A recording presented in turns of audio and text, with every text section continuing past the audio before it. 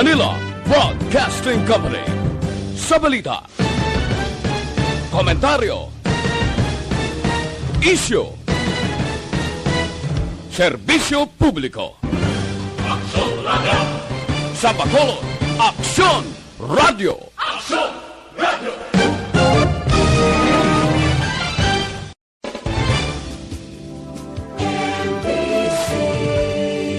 Manila This time check is brought to you by Broadcasting Company.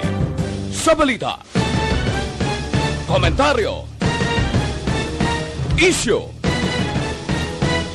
serbisyo publiko.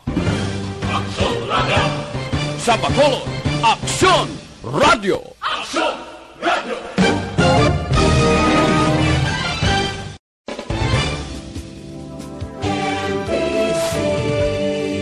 Manila Broadcasting Company. Aksyon Reports, second portion. Di kalidad, kag madalong ng mga analisis sa pinakainit na balita sa bilog na probensya kag nasyon. Aksyon Reports, second portion. Patas kag balanse na komentaryo sa mga issues kag mga balita nga nag-aapekto sa mga pumuluyo sa adlaw-adlaw nga tanan. Aksyon Reports, second portion. Upod sa veterano kag respetado nga komentarista, Aksyon Fred Salanga. Karon nga adlaw Huwebes, pitsa 25 na bulan sang Pebrero, tuig 2021. Anano ang mga balita ka mga isyo ngaton pagatalakayon karon nga adlaw? Ano ka signifikante sining pitsa 25 sa bulan sang Pebrero? Ginadumdum naton ang EDSA People Power Revolution. Puwerte ini, no? Nagligad ng mga tinuig, mainit pa ini. Puwerte ang selebrasyon, puwerte ang pagtipon sa mga pumuluyo. Gindumdum atong hindi madugoon nga revolusyon nga nagluntad sa pungsod Pilipinas sa atong panahon sa anay diktador nga si Marcos nga gintabog kaging kakas sa Malacanang paade sa poder sang pumuluyo. Ginkilala ato sa bugos nga kalibutan porte. Ging marka ato isa sang ginakilala kag ginadumdum nga nagluntad sa pungsod Pilipinas atong poder sang pumuluyo. People Power Revolution nga nagtabog sa diktador nga presidente sang pungsod Pilipinas. Subong ga amat-amat hina, ga amat-amat ga kadula sa paminsaron sa mga Pinoy anatabo sadtong People Power Revolution. Ang Pinoy duna ginman nga malipaton kung ananong nagakatabo gakarakasagid, porte kainit sang balatyagon, siling mo daw revolusyon agad. Pagkatapos ka magkanay-kanay, subong mabatyagan nga daw amat-amat gahina na ang pagdumdum sining adlaw sa ginatawag EDSA People Power Revolution. Te karon ina nga adlaw. So, sa likod nga daw medyo hindi nagimambaskog ang pagdumdum sinisang pumuluyo ang aton kapulisan dito sa Metro Manila. Kahapon, si NCPR Chief Major General Vicente Danao Jr. nagpalayag nga sa gihapon butangan sang presensya sang kapulisan agod nga makontrol ang seguridad sa mahimo mas gathering pagtipon kag ginapahibalo kag ginapalinto niya sa mga protesta magatipon sa EDSA nga sa gihapon nagapabilin ang mga guidelines sang COVID-19. Kinahanglan nga sa gihapon i-obserbar ang physical distancing. Kung may tinipon-tipon ginman, kinahanglan ang safety protocol i-implementar sang kapulisan.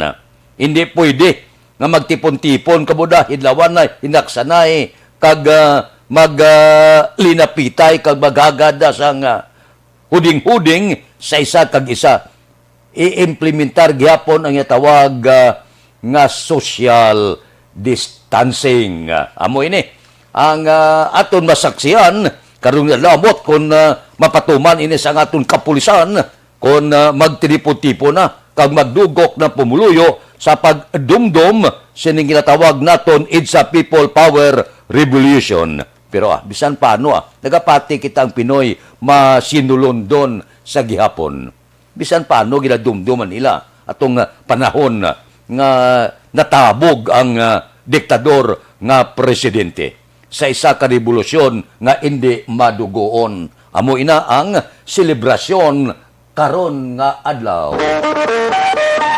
Aksyon Radio Philippine Standard Time las 6:40. Mabalik kami pagkatapos din. Bakit kailangang magpabakuna? Bakit nga ba vaccination? Ang pandemyang ito ay kumuha ng maraming buhay at patuloy pa nitong nilalagay sa peligro ang buhay ng nakakarami. Pinahina din nito ang ating ekonomiya at maraming Pilipino ang nawalan ng trabaho dahil dito. Sa pagkatuklas ng bakuna laban sa COVID-19, nagkaroon tayo ng oportunidad na malabanan ang pandemyang ito. Sa tulong ng mga bakuna, ay may iwasan natin ang sintomas ng impeksyon at posibleng maiwasan din ang malalang impeksyon at matigilan ang pagkalat nito. Gayunpaman, gaya ng iba pang mga bakunang ginagamit sa nagdaang dekada, ang abilidad nitong protektahan ang ating komunidad ay tataas lamang kung hindi bababa sa 70% ng ating populasyon ay bakunado. Halimbawa, kung ang iyong barangay ay mayroong 100,000 katao, hindi dapat bumaba sa 70,000 ang dapat mabakunahan upang matiyak na proteksyon ang buong komunidad. Kaya ating tandaan, ang pagbabakuna ay hindi lamang para sa iyo o sa iyong pamilya. Ito ay para din sa iyong barangay, lungsod at probinsya. Tara, sa Vida Vaccination! Aling mga bakuna ang gagamitin sa Pilipinas? Sa ngayon, may limitadong supply ng bakuna sa buong mundo. Sa katunayan, halos 80% ng stock sa buong mundo ay nabili na ng mga mayayamang bansa. Dahil dito, walang iisang kumpanya ang maaaring mag-supply ng 110 million na bakuna sa Pilipinas, kaya naman nakikipag-usap ang ating gobyerno sa 7 manufacturers. Sinisiguro natin na ang mga bakuna na to ay makakatanggap ng Emergency Use Authorization at kung may EUA sila, doon lamang sila bibilhin at gagamitin ng ating gobyerno para sa ating vaccination program. Nagbibigay ang EUA ng assurance o katiyakan na ang bakuna ay dumaan sa masusing pagsusuri at nirerekomenda ng mga independent na eksperto sa atin. Hindi mo rin kailangan mag-alala. Ang bakuna laban sa COVID-19 ay hindi magbibigay sa iyo ng COVID na sakit. Tara, sa Vida Vaccination! Magkano ang babayaran ko para mabakunahan? Ibibigay ng gobyerno ang bakuna ng libre. Wala kang dapat bayaran para magpabakuna. Tara, sa Vida Vaccination! Sino ang unang makakapagpabakuna? Dahil kailangan nating masiguradong patuloy na makakapagtrabaho ang ating health system para maalagaan tayo, ang mga medical frontliners ang unang makakatanggap ng bakuna. Susunod dito ay yung mga eligible na senior citizens dahil sila ay nasa greatest risk ng severe infection o kamatayan. Alam natin ito dahil sa ating lokal na datos na mas mapanganib ang COVID-19 sa mga matatanda. Ang pagkakasunod-sunod na kung sino ang unang makakatanggap ng bakuna ay natukoy sa tulong ng mga eksperto. Tara, sa Vida Vaccination! Kailan at saan ka dapat magpabakuna? Ang inyong national government ay nakikipag-ugnayan sa mga lokal na pamahalaan upang maihatid ang bakuna sa inyo. Ang lokal na pamahalaan or LGU nyo ang maghahanda ng pagpaparehistro at pag-ayos ng schedule ninyo sa pagpapabakuna. Mangyaring abangan ang anunsyo at instructions na magmumula sa inyong mga mayor or governors ukol dito. Tara, sa Vida Vaccination! Ano ang kailangan mo bago magpabakuna? Habang hinihintay natin ang pagdating ng mga bakuna, kumuha lamang ng impormasyon sa mga mapagkakatiwalaang sources. Magtanong lamang sa mga licensed medical professionals ukol sa wastong pagbabakuna para sa COVID-19. Matuto rin tayong mag-verify ng ating mga nababasa o naririnig. Tanging tamang impormasyon lamang ang makakapaggabay sa atin sa ating desisyon na magpabakuna. Ang inyong health history ay mahalaga din sa pagtukoy kung dapat ka bang bakunahan o hindi, kung anong bakuna o angkop sa iyo. Kaya naman, importanteng seryosohin natin ang health screening na ito. Magpakita sa araw ng inyong screening at ideklara ang inyong complete health history, gaya ng allergies o mga risk factors o mga sakit noon. Masusuri ka lamang ng tama ng isang health professional kung ibibigay mo ang mga hinihiling na impormasyon. Kung hindi ka naman sumailalim sa screening, hindi ka maaaring i-book o i-schedule para sa pagpapabakuna. Tara sa Vida Vaccination. Ano ang kailangang gawin sa araw ng pagbabakuna?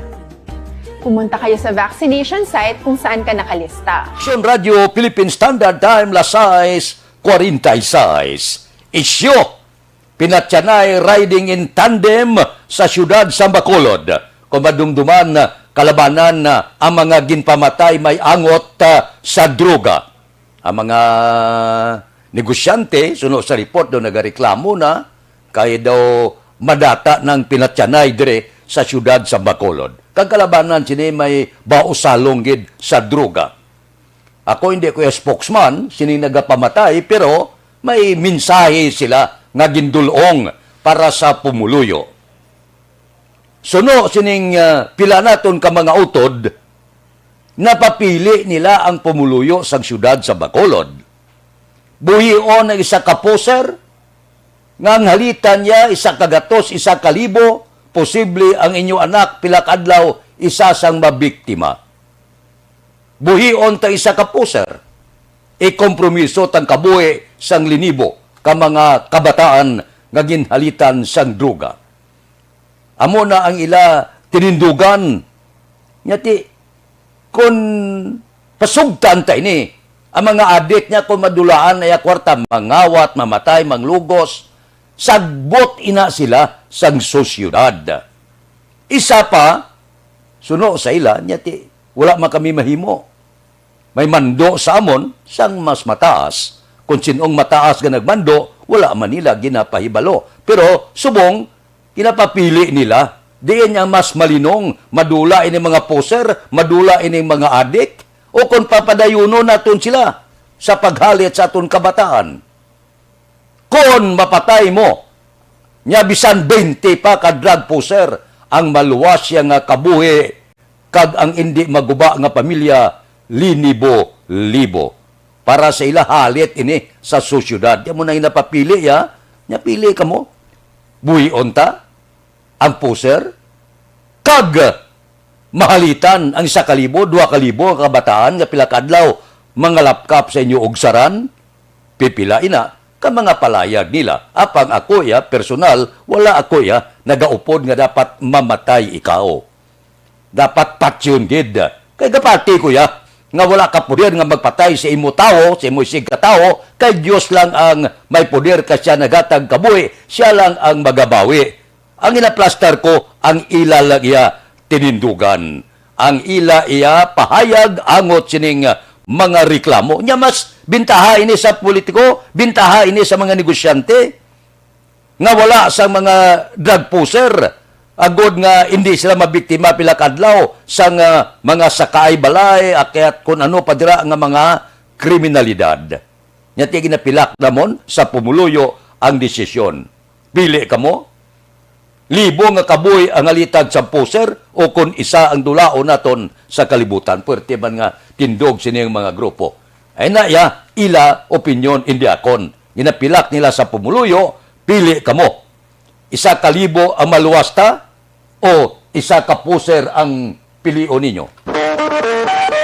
Aksyon Radio, Philippine Standard Time, las 6:49. Mabalik kami pagkatapos ini.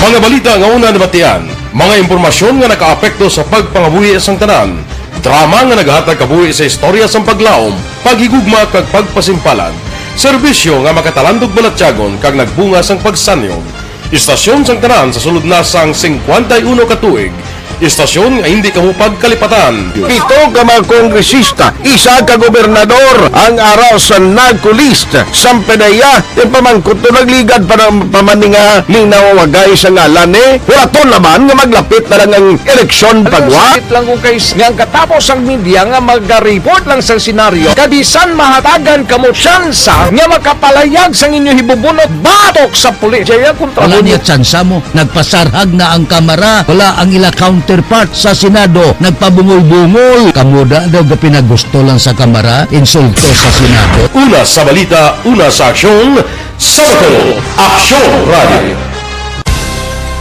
Today, DOA is confirming that a 38-year-old female Chinese patient under investigation, or PUI, is positive for the novel coronavirus 2019-10-CoV. I issued an order to Executive Secretary Mijal Dia clearly laying down the responsibilities of each department in implementing the Bayanihan to Heal as One Act. Makabig nga pinakadako nga hangkat nga natubang sang pungsod Pilipinas ang COVID-19 pandemic. Tanan nga sektor ang apektado. Tanan nga kinahanglan sang pagtamod kag nagakaigo nga pagserbisyo. Bisan pa ang industriya sang pagwaragwag nagapangatubang sang kaangay nga pagpanghangkat. Apang Aksyon Radio Bacolod wala nagbiya sa pagpangalagad sa kahanginan sa pihak sang kabudlayan, peligro kag risgo nga dulot sang pandemya.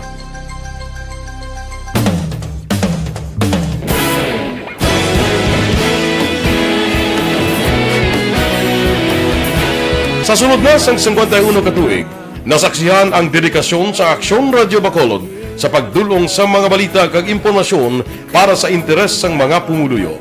Pila na ka henerasyon ang nag-agi, komitido sa gihapon ang Aksyon Radio Bacolod nga mag-alagad sa kahanginan nga tampad, wala sang ginadampigan kag ginahalungan ang kamatuuran. Sa tunga sang mainit nga away sa politika, ang istasyon nagapabilin na nga patas sa pagtalakay sa mga isyu kag problema.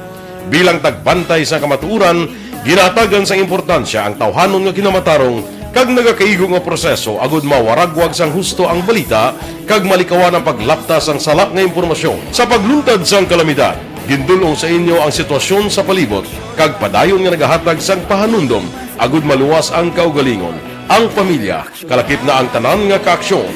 Sa tion sang kasubo, nanari-sari nga mga matahom nga drama ang nagalingaw sa inyo. Ang inyo reklamo amon ginpamatian kag ginhatagan sang aksyon. Padayon ang reforma sa serbisyo ang ginahimo sa Aksyon Radio Bacolod agud madulong ang balita sa diin ka man nga bahin sang kalibutan.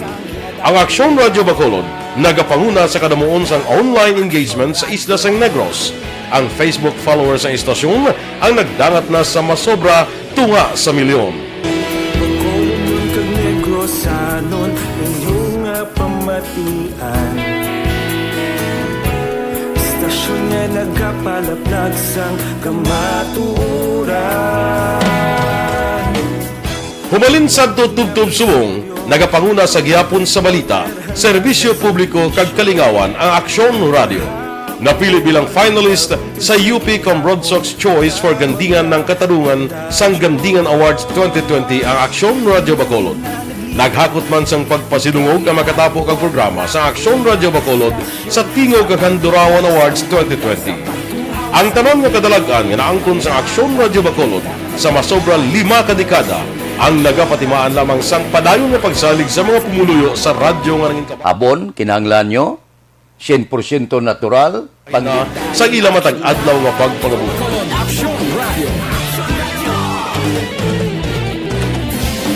Una sa balita, una sa aksyon, sa Bacolod Aksyon Radio. Ikaulog na na'y SalangaNo ang kalintangan. Responsable ang pagbalita, pagkain na na morning, bilog nga dakpanwa sa Bacolod, bilog nga probinsya sang Negros Occidental. Aksyon Hotline. Mayad-ayad nga aga sa liwat sa aton sini nga magka-aksyon nga nagamonitor na karon nga aga sa aton. Maayong udto Pilipinas, Aksyon Balita Banat Bulig.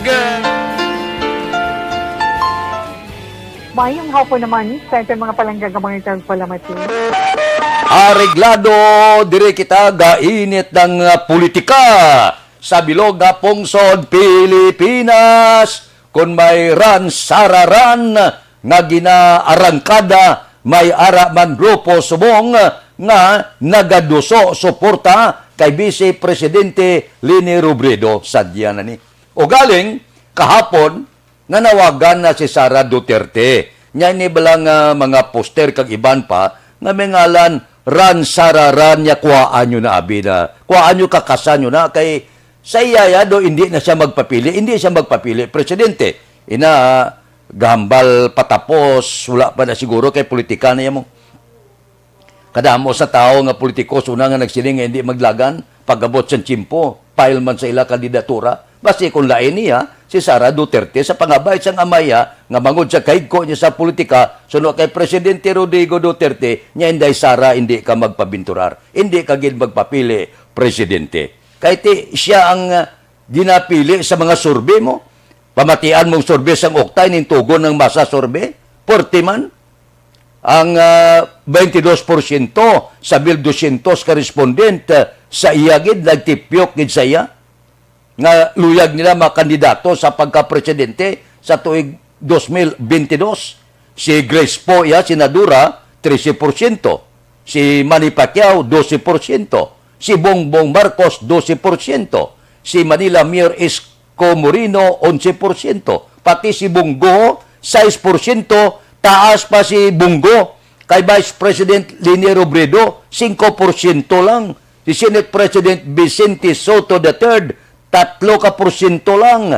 Si Anay House Speaker Alan Peter Cayetano, 3% man. Maruhas, may 2%. Senador Cynthia Villar, may 2%. Si Ping Lacson, may 2%. Tag-1% kada isa ni Angara, si Presidente Duterte, tapos ng termino niya. Pero gagwa pa sa survey. Sorsogon Governor Francis Escudero, kag Richard Gordon. Amak mo, kadako sang abansi mo, kung sundon ang survey ni Sara Duterte, ang mataas sigid nga suporta Mindanao. Puerte. Sa Mindanao siya nakakuha sang pinakamataas nga suporta. Sa Visayas may 20% siya. Sa Metro Manila may 17 siya. Kag sa ibang nga bahin sa Luzon may 11% siya. Amo ini ang resulta, pero kung hindi magpapili si Sara, sino ang magkalabilin? Daw mamatud-an gid ang palayag ni Manny Pacquiao nga kung may sign lang sa Ginoo, mapapili gid siya presidente.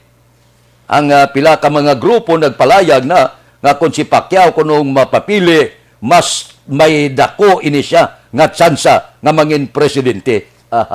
Kumpito na kita ba? Kung magdaog si Pacquiao, may presidente na kita. For the first time, champion sa boxing. Di ka kita na. May presidente na kita nga singer. May presidente na kita nga artista. Porte, ang aton masunod nga presidente kon si Pacquiao ang magdaog. Aksyon Radio Philippine Standard Time, Lasay 58. Mabalik kami pagkatapos ini. Hello, my name is Ron. Bakit kailangang magpabakuna? Bakit nga ba? Vaccination.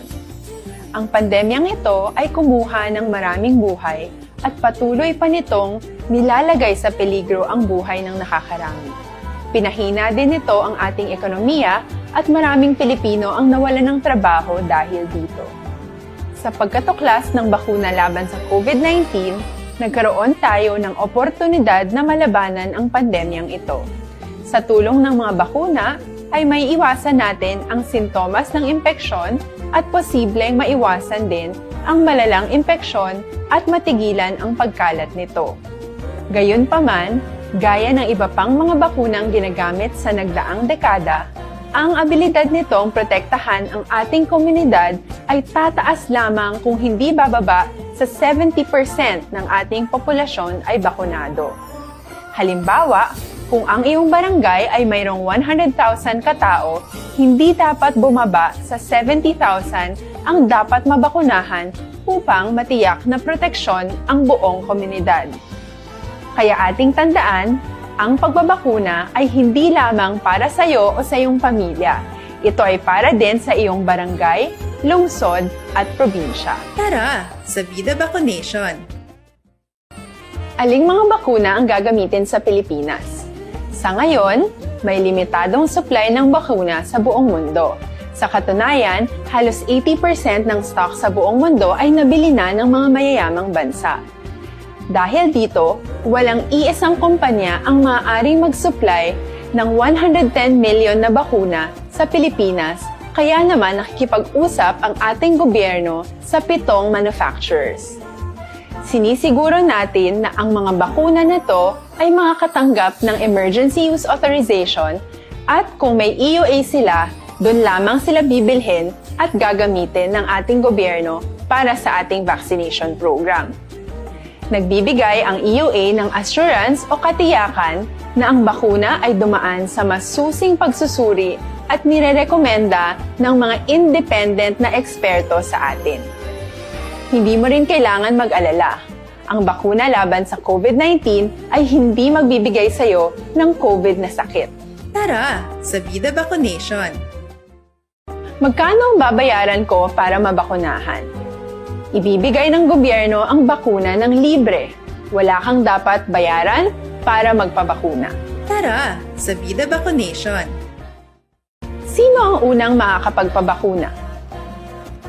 Dahil kailangan nating masiguradong patuloy na makakapagtrabaho ang ating health system para maalagaan tayo, ang mga medical frontliners ang unang makakatanggap ng bakuna. Susunod dito ay mga eligible na senior citizens dahil sila ay nasa greatest risk ng severe infection o kamatayan. Alam natin ito dahil sa ating lokal na datos na mas mapanganib ang COVID-19 sa mga matatanda.